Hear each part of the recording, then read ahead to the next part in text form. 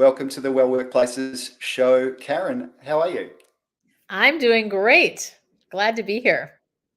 Oh, it's great to connect. And as we were just discussing, you're coming all the way from, obviously, from the States with your accent. What part of the US are you from? Yes, I'm originally from Minnesota in the middle of the US up north, but I live in San Francisco now and I live in the San Francisco Bay Area. I've lived in San Francisco for most of my life actually now, but recently moved across the bay for anybody who is familiar with the San Francisco Bay Area, living in Oakland now. Oh, I love it. Yeah, it's so good. I love connecting with international speakers and guests on this because it's great just to connect and learn from different people, and obviously your skill set. And I was listening to your podcast yesterday, just around, it's obviously specializing in your skills around communication and building confidence in women. And this really fits in well with the Well Workplaces podcast because, as I was saying pre-show, 70% of my audience, for some reason, is women from different parts of. There's a lot from the US, Australia, New Zealand, and Singapore. So a lot of women are listening to this. And when we reached out and we connected, it was just a perfect match for what I think we can talk about today and bring to the audience, talking about how we can communicate with more confidence, of course, but obviously talking a bit more about how that can work in a workplace setting. Yes. With COVID and I guess working hybrid or fully remote now, I've experienced, or what I've seen with clients and organizations as well, is that communicating now is, most of it, I would say, is done via emails and mostly via video calls, more so than in person. So it adds a whole nother dynamic and a lot of trickiness, I think, around how do we communicate with clarity and confidence when that is the new environment, or that is the environment that has evolved. What do Yes. you think, Karen? What's happening on your end with your clients and the coaching that you do? Yeah, well, I'm grateful that it took a little while once COVID happened, but what's interesting is that I was teaching people how to present in virtual environments for several years before COVID hit. And so it was very interesting to see the world and how the world responded to that. And things like, sometimes you're in a virtual meeting with somebody and all you see is their ceiling fan and the bottom of their chin, or, Yeah, yeah. when people were starting off trying to figure out how do I navigate this? And the big question, I think, is always, where do I look with my eyes? Because of course we're wired for connection as human beings. So we want to look at the person, not at the camera, but we need to be looking at the camera so it appears that we're looking at them. And all of these Oh, dynamics and things we have to think about that weren't there before. So I'm yeah. definitely getting a lot more questions. Certainly the first year after, when once COVID broke, it was just all these questions about, how do I show up? What do I do with my, everything, like my eyes, my face, yeah. Oh, absolutely, Karen. And also, just from my experience now in this podcast world, like I'm trying so hard to look right in the camera because I know that's going to look better. But I'm always checking on. I want to see you as well. Like, You so know, here I am with this sort of amateur production here with the green background and everything. But for me to get to that point of even thinking that's a good idea and this will look a bit nicer, it would have taken me about 6 months to figure that out.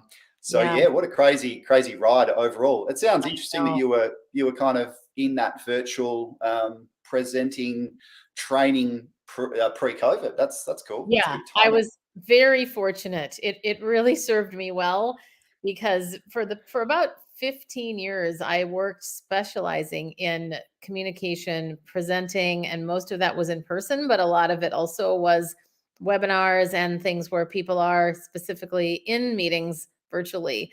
So even the things of, where do you place yourself in the lens? I notice a lot of people like you and me, for anybody that might, I know everybody's pretty much listening to this, but in general, making sure that you are framed well in the camera where you don't have a bunch of white space on the top of your head, or you're not in a corner or something like Yeah, that. yeah. There's all these little nuances that add up to the experience that we create for people. Absolutely, yeah. Just a lot of a lot of learning in the virtual world and that presenting, as you say. And I guess with that in the context of how things have changed rapidly, I'm not sure about you or what you've seen with your clients, but for me, I've seen a lot of clients where confidence levels have actually dropped for some parts of their role. I Mhm. think partly from social isolation due to working remotely or less FaceTime in person. Mhm. What are you seeing from a like confidence levels with with clients, assuming that there's similar it's a similar climate in the US from a work point of view. Yeah, it is very similar, and I think when you think about just where people are at, I think people are generally tired as well, Mm. and just trying to keep up with the I don't want to say the bare minimum, but kind of, okay, what do I need to do here? What's the most important thing to prioritize? What's going to make or break something? I mean, I feel like everybody's just trying to do their best and figure out, okay, well, what's going to work best here? And now that more people are meeting in person, it is really interesting. And I'll even just speak from my experience. Most of the time, it's been amazing to meet people in person that I've known now through a screen for 2 years. But I will say one time recently, I felt like we kind of looked at each other and it was very exciting at first, but then it almost felt a little bit weird. The I don't even 3D world. How about Yeah, that? almost. Oh, wow. And when you're kind of, your brain has to almost calibrate to, now we're in person, and what is that like? And then I don't know. And the other thing that I find very striking is how funny it is that most people don't even do phone calls anymore. I sometimes think, gosh, and especially for me, I mean, it could be men and women alike, but for me, feeling like, okay, like I want to put myself together, I want to do my hair, put on some makeup, and I think, whatever happened to the days when we could just call each other? And so Oh, I find that really 100%. interesting too. Yeah, because people are so conditioned now to use Zoom or whatever virtual environment, Mm. that you, whatever platform you use. But that's something that I've noticed has almost gone away, the whole idea of a phone call. And so sometimes it's funny because occasionally I will say to someone, "Hey, do you want to meet just by calling?" Oh, yeah, yeah. People are relieved because that Zoom fatigue is really real. So Yeah. I find people actually go, "Oh, yes, thank you. I would love to just have a." Yeah, I actually call that an old fashioned, not the old fashioned drink, but like an old. Can I just call you? Can we just connect the old fashioned way? And so, like, Right. the phone's on this, and you're on speaker as well because I'm probably trying to do something else at the same time. It's very Yes. it's very raw, but it works quite well. And yeah, you're right. Some people go, "Oh, this is a relief. I don't have to." Think about my background and Right. how I'm looking and all that kind of thing. So I yeah, know. general fatigue. Yeah, that's a really really great point, and we're seeing it. We're seeing it everywhere. Yeah. Do you think? Do you think, from a confidence perspective, and speaking, I guess, more to women, what are those? I guess those barriers to having confidence with communication in either workplace settings or in personal life. What are the key things that you see with the women that you coach and look after? Yeah. Self-doubt, number one. I still continue to be blown away. And I will say, since COVID, I really was almost shocked at the amount of Mm, women over 40 who seem to have lacked confidence almost more than, well, first of all, more than I would have ever expected. And I really became quite, it was very sobering to mm, realize, wow. And I quit my corporate job in July of 2020. So I had been working for a communication firm, and I was head of training and development and focused specifically on hiring and training facilitators to help people with their presence as well as their message. And I say that because I was really in a bit of a bubble there. I didn't realize mm, until I left how, when I started really focusing on women over 40, how unbelievably like prevalent it was that people were holding back from sharing their ideas due to that doubt. So specifically thinking about, I'm afraid of being judged. I don't want to rock the boat. What if people don't like me? And I certainly know that there are plenty of men that have that same issue too, because I do work with men as well.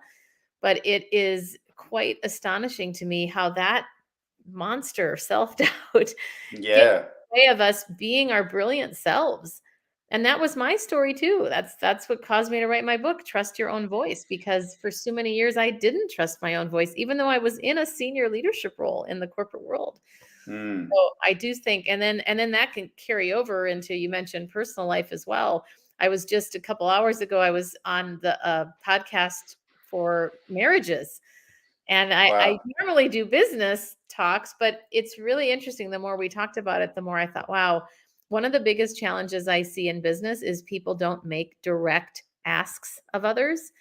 We're kind of passive, and I see that a lot in personal situations too, where we kind of want to accommodate everybody, and we don't really want to say what opinion or what restaurant we really want to go to, because you never Yes. know. Let's make sure Yeah, yeah. everybody's happy, and then everybody goes to a restaurant that nobody wanted to go to. Gee, that's a good example. To be honest, I'm guilty of that one. Where do you want to go? My wife says to me, "Oh, I don't know. What do you think?" It's very, very passive. It's probably from her perspective. It's like, Tom, just have an opinion, but do I really care what we eat? Well, I probably do deep down. So maybe I just need to think a little bit more. Yeah. Well, that's interesting. Yeah, marriages, business, work, life. It's all the same. It's all the same thing, and all these, I guess, that lack of confidence or those communication sort of issues, whether they're passive or active, I guess, Yeah, that does put a lot in there's a lot of barriers that then go up, yeah, which then just become frustrating for individuals, and maybe they end up in a bit of a circle where they're not getting what they want out of life, or they're not getting right. what they want in their career, perhaps, or marriage, for example. For Yeah. example. So yeah, it's Well, pretty widespread, right? it really is. And I think one of the biggest challenges for people, and I've had my own issues with this too, I've done a lot of personal growth work on it, is asking for what you need. And I do think that at the root of people being passive in their asks is that most of us are fear lack of acceptance. Like if we say something that does rock the boat, or we say something where people maybe won't like us, or maybe we speak up with something that might be an unpopular opinion, we Mm, don't know. It's just safer for most of us to stay quiet. And yeah. I'll tell you one of the tips that I started using for myself, and then people started liking it so much that I started saying, okay, here's one of my tips now, is because for me, it was harder because of my background. I grew up with a pretty controlling father, and then a mom was pretty submissive in the household. And so I learned that, oh, you have to look to a man or an authority Mm, figure to be able to speak up. And so when I was really working on myself and getting to a point where like, what would be comfortable enough for me to dip my toe in the water to share my opinion, and I came up with this phrase as simple as, here's my vote.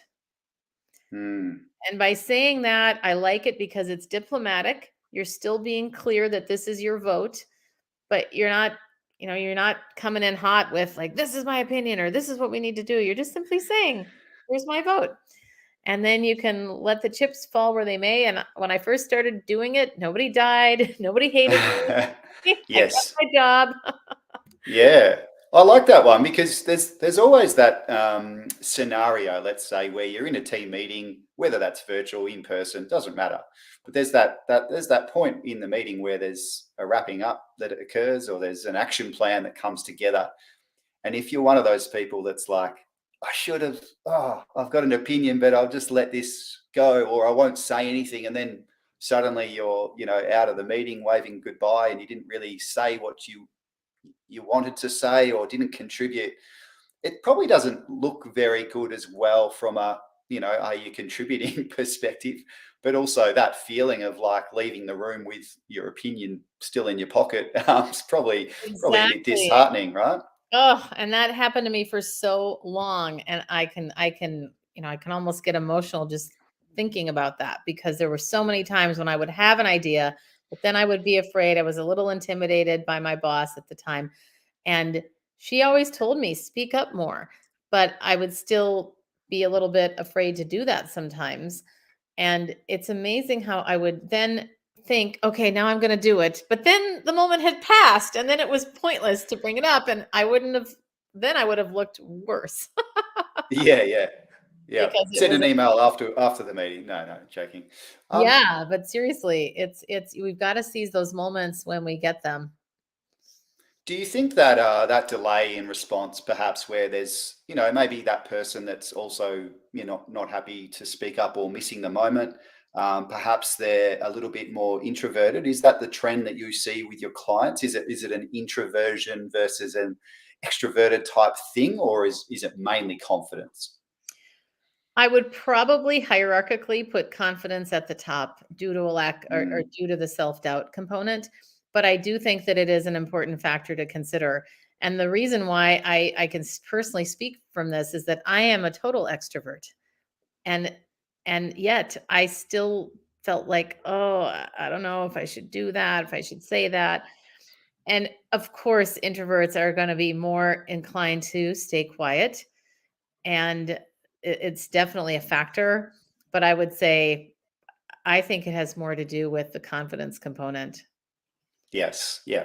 No, It's that's hard. And interesting. yeah, I could probably be swayed the other way, possibly if some introvert came on and said, "Well, I don't know," because there is fundamentally as well. Like I have a friend that's a coach specifically for introverts, and it's interesting the things that she talks about because for me, for example, she talks about being prepared and having a couple of bullet points and that's never a story that I lead with when I'm coaching. I went, "Oh yeah, Mm. that's so true. It's so important to remember that." But you might have the greatest confidence in as an introvert but still not speak up. Yeah. Yeah, yeah. No, that's true. And I asked that one probably selfishly out of interest because as a kid, I was very quiet, very introverted, and Oh, really? I still am introverted as a dominant thing. So later today, I might need a nap to recover from all of these podcasts that I do, etc. But certainly, I think with that, and as a from a kid's perspective, if you're quiet, people will say, "Oh, he's just shy," or gee, he's quiet, speak up more. And with that, you actually lose confidence each time someone says speak up. So it's kind of this weird thing, but naturally you grow out of it. But I've got that sense that, certainly as a younger kid and, young adult, I would probably hold on to things more because I'd be thinking about them more. But certainly I've realized that you need to just find your moment and just go for it with speaking up, but certainly preparing a little bit more is something that an introvert I think needs to do going into a very big group meeting, perhaps because they need to feel like they're ready to talk. But anyway, that's my 2 cents. Yeah, yeah, for sure. Well, and that's a good point about feeling like they're ready to talk. And that's good advice for all of us is are we ready? And everybody has a different definition of what that means, but I do think that having a couple of bullet points for your notes but not a script is really Yes, important. So you're able to hit the key things that you want to remember, but you're not reading from a document either during a meeting. absolutely. I think, Karen, as well, in this new world of work, I say new world of work, really, we're up to almost 3 years in this hybrid mode or remote mode. Yeah. Everyone's adapted in different ways. Some people have become more confident in at work because they can work confidently by themselves, perhaps, and that suits their personality or their style. Um, there's also, I think, within that, and the example I want to give you now is I was speaking with a client yesterday, and their organisation is going through a restructure. Now, naturally, there's you know 50% of people are working from home 100% of the time. Hmm. Quite a few are still coming into the office. There's a lot of insecurity because there is a restructure going on. If you're someone that's been working at home, you don't really feel confident now in going, I'm going to go network and chat with managers to find out what's going on because I basically haven't been to the office for 3 years. And so for these guys, they're really losing confidence and also wondering how do I communicate? Because part of a restructure, of course, is that not everyone gets moved on, there's a rehiring that occurs as well. So it's Mhm. quite an interesting, thought. Is this, restructuring in a hybrid environment or remote environment? Because everyone does, like the people that have been into the office or with more contact, they're feeling good because they're seeing their managers and they're feeling well connected in person. So where am I going with this, Karen? Sorry, I'm giving you a long-winded example. I think Oh, really what I'm getting at here is those people that they need to find new ways of connecting. What would be some, I guess, some examples or some tips for those types of people that are trying to find a new way to connect with maybe whilst feeling that anxiety of the ship going down? sure. And just to make sure that I'm clear, when you're talking about people coming back to the office and even the people that are in the office, and how do you connect, especially if might even be a new person that has never physically been met before, but been on the team for a year. If that's, I think was that, just so I'm clear, is that right? Yeah. Just, So pretty much half and half. yeah, Coming in, the ones that are staying at home now, the ship. It feels like the ship's going down, and they haven't really connected with people. I guess that in that, I can see you and feel you kind of thing. So they're feeling a bit insecure because yeah. the only contact they're having is those meetings where they're sitting on a Zoom call, and with the camera up their nose and that kind of Right. thing. Right. Well, I think that it really stems from question asking. So, for example, reaching out to people, like if I were brand new to a team, or maybe I hadn't been in contact with the team very much, to me, my advice would be reach out to those people and set up connection calls. Hey, I want to set up a 20-minute call just to get to know you better, or to reconnect if we haven't talked for a while. Let's talk about just how we're doing. And that could be a little vague for some people, thinking about now the introverts that are coming to those calls might want to have a little more structure. Yeah, So something like, what are even simple questions like, what are you most grateful for right now? What have you learned most in the last year or so? What is it that, what's something that you love? What's something that is your pet peeve? I mean, you could come up with a plethora of questions, but to me, the intent is the same, getting to know each other better. And I do think that a lot of times we feel in business like everything has to be for some business purpose. But if you look at life and business alike, it stems from relationships. And if you look at any of the biggest problems that people face and why a lot of people hire me in corporations, is to mitigate conflict. And that's not because you push the wrong button on a computer, yeah, or yeah. a system wasn't working. And you might have a technical problem, but it's the people problems that cause the biggest emotional drain, and sometimes big lack of efficiency.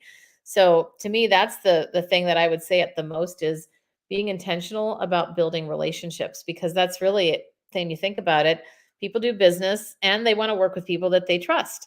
So if you can build that trust through understanding each other better, then you're only going to have better relationships, and then you're going to have better work life as well.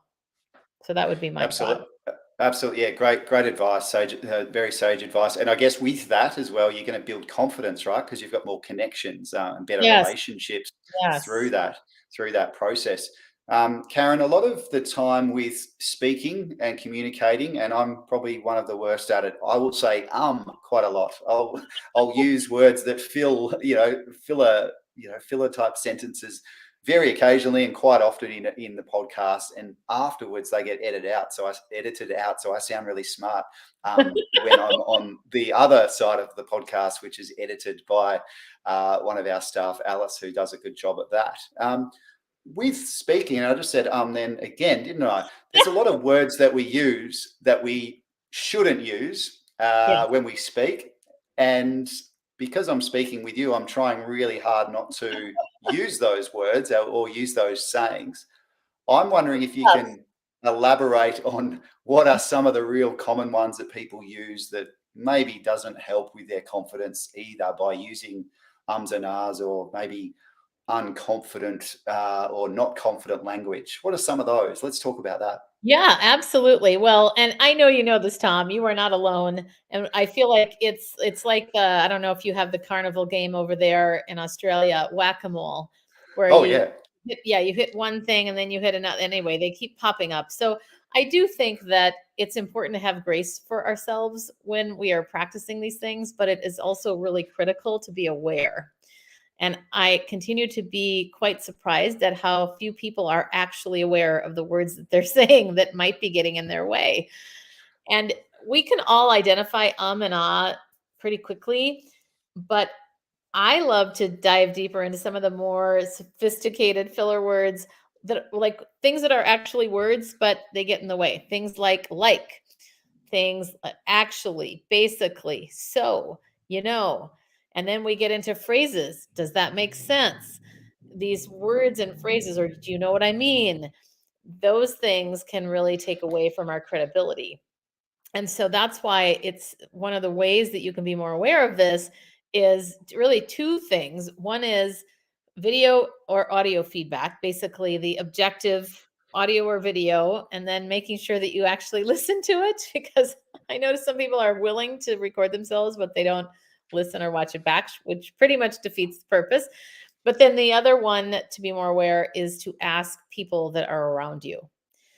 And that is the greatest way to stay accountable and start being aware of it. Because when you have somebody outside of yourself noticing these things, then you can take time to do something about it. And then, well, what do you do about it? As much as it would be great to say, here's a pill to Yeah, help, yeah. but it's really about pausing to put that in there beside instead of the filler word. And a lot of times people are afraid. They go, well, yeah, but that would be pausing for a really long time. And it's not. It's just a nanosecond of time. And in fact, I'll share a quick story because I remember this was pretty profound for me when I was delivering a workshop on this very thing, talking about filler words and the importance of pausing. Somebody stopped me and said, can you model pausing for me? And it took me aback because I was thinking, well, and it just hit me. That's what I've been doing the whole time. So I didn't say that out loud, but I said, I have an idea. I said, I'm going to deliver the last 30 seconds of what I just said without pausing. So I spoke really fast and I said, today, Rob, and then That's great. the whole room, about 50 people went, oh, I Yeah. said, if you are incorporating pauses into your speech anyway, it's not going to distract from your message. And to me, that's the thing that sometimes people don't realize that anything that gets in the way, like multiple filler words, a monotone voice, for example, or someone who never smiles and they look so serious that they look unapproachable, all those things take away from our message. And then people will only hear about 7% of what we're saying. So it's pretty significant to be aware of the habits that you might have that you don't even realize and then see what you can do about it. But for the filler words, it really is replacing them with silence. And the only way you're really going to know if you do them is by asking others or recording yourself. I love that. I'm pausing deliberately now because you've said some of those things. One of the other ones, Karen, that I hear, and I probably do as well, is the word just and little. So, like, Yes. so you're basically diminishing your whatever you're saying by saying, "Oh, just a little," this and that. What is? Have you heard that one as well? You got Yes, some examples of that one? well, and that is in fact, so I love the fact that we're talking about the 9 words to avoid. And this is also on my website for anybody that wants to take a look and have a PDF and see them in writing. But it exactly what you said, just and little. I love modeling this because similar to what you just said, and that is where it would be appropriately used. Something that recently happened. You just said this, or I just saw this person on the street. But when we say things like, I'm thinking now, this is men and women, but particularly women tend to shrug their shoulders and make themselves smaller when they say this. So, for example, and I know people can't physically see me right now, but just imagine me closing myself in. Like, I just want to share a little tip with you versus I want to share a tip with you. The feel of it is so different. And it also is more efficient. You're speaking with fewer words. And I always like to say that a technique to, well, it's more of a mindset to think about is if every word cost you $20, would you actually say every word that you're saying? Yeah, you'd be a rich man. I'd be a rich man if I did that. That's a great, also a great idea for me. I think from my perspective as well, with filler words or practicing, if you like, podcasting has been a really great way of not intentionally, training yourself how to speak, but by listening back to some of the, if you go back to your very first episode or my first episode couple of years ago now, it's completely Yeah. different setup and structure, and also just my confidence in it. And it's only come through repetition, and I have listened back to not every episode because that's I've got better things to do than listen to myself talk every week. But it's great to just pick out a few and go, okay, I could have said it this way, or I shouldn't have used this and that, those types of filler words that we're talking about.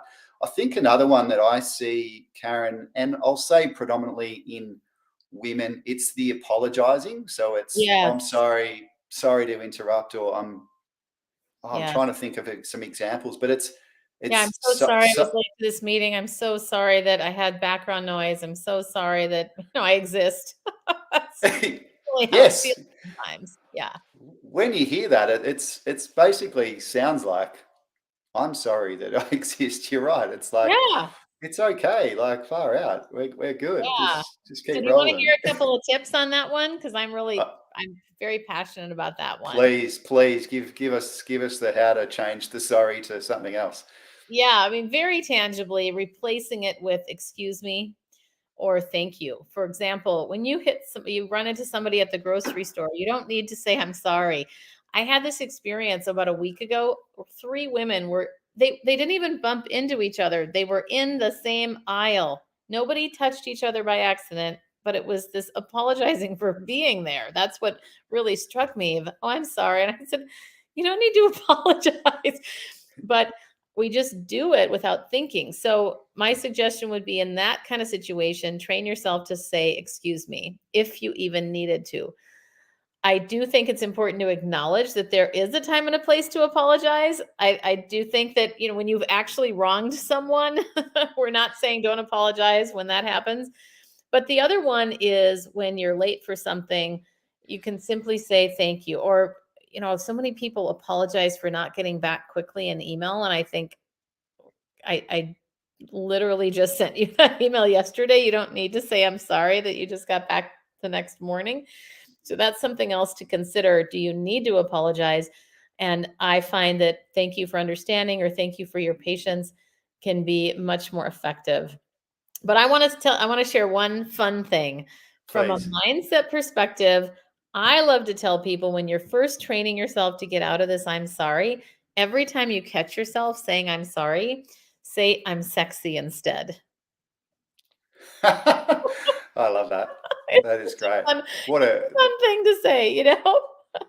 That's great. That'll keep the confidence levels up. People Yes. just Well, and from a neural pathway perspective, if we think about it scientifically, you're tricking your brain to change the message of what you were probably going to say instead.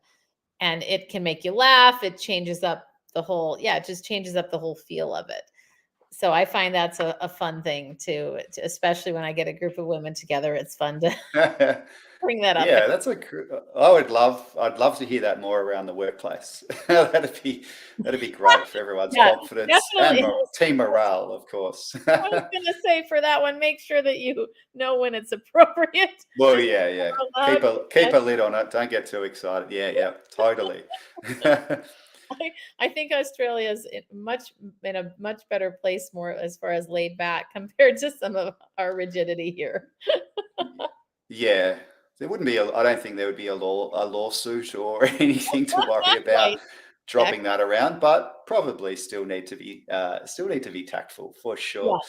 Karen, the other one that comes up as well from in a work setting or team environments is when people are putting their opinion forward, but instead of saying their opinion straight up, they might say, I think, or, Right. I think maybe, it's almost, do you really think this? Or are you, it's almost speaking out loud and not getting to the Yeah. point. Is Yeah. that's one of the things that you Yeah. talk about, right? Yeah. Sure. Yeah, and full disclosure for anybody that goes and looks at these, they're not all one word. There's some phrases, and that for sure, when you say I think, and usually it's with that kind of emphasis, I think this initiative is a good idea. And when we say it like that, because of course tone is so important, that's a very different feel than I think we should do this. That's a different tone Mm, altogether.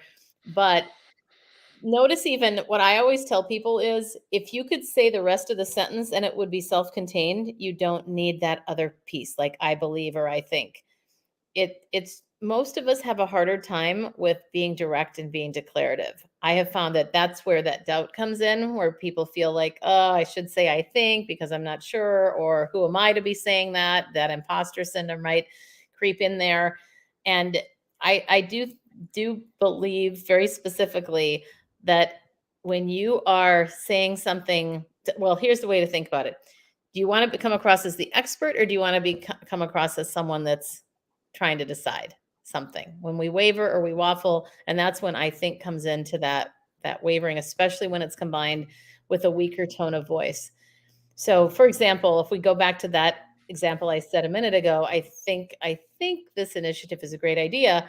Saying this initiative is a great idea, when you say it with vocal emphasis and you sound excited about it, you're not going to come across as also dictatorial. Because I think that's the other thing. And especially, I know, but specifically for women, I, of course, want to honor that we've got all genders listening to this potentially. But when you think about it, women have the greatest challenge related to the tightrope that we need to walk between coming across as too harsh or strong on one end of the coin, and then the other being too soft and a pushover. So that coming across with strength in your voice while smiling and saying it with passion in your voice, that's going to give you that nice balance between connection and credibility, for sure. I love that. That's great. And certainly, there's some good examples in our workplace where I hear the confidence. I don't hear I'm sexy that much though. So let's try and bring that. We're going to bring that to Australia now. Thanks, Karen. Karen, thanks so much for your time. This has been a great chat. Lots of really great insights and some really helpful stuff for people with communication and how to present and talk a little bit more confidently. I'm going to be thinking of you now when I get to my next podcast, and I'll be pausing at the right times and really dropping those filler words that we just talked about. So thanks so much. Of course. Well, it's been delightful to chat with you. Take care. All right, you too.